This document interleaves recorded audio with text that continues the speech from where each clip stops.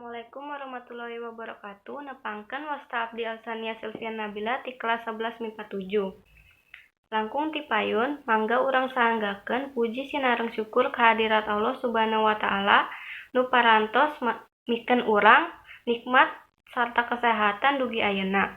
Shalawat serta salam urang surakeun ka junjungan Nabi Muhammad sallallahu alaihi wasallam, kulawargana, sahabatna sarta umatna nepi ka akhir zaman.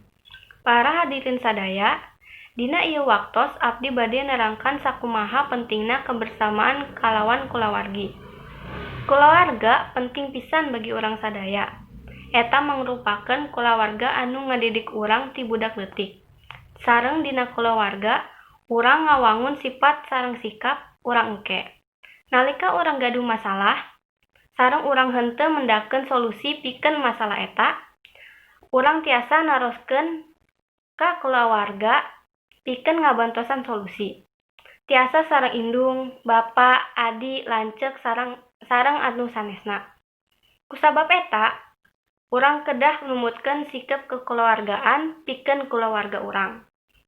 Urang kedah silih tulung-nulungan ka kulawargi urang. Margi anu sok siap nulungan urang nalika urang aya masalah nyaeta kulawargi urang sorangan. Kalawan kitu, hargailah kebersamaan kalawan kulawargi urang. Jadikanlah kebersamaan kalawan kulawargi anu urang cinta kalawan perkawis-perkawis anu berwakna dina hirup ieu. Rupina mung sakitu nu kepihatur tim simkuring, hampunten bilih aya kelepatan. Wassalamualaikum warahmatullahi wabarakatuh.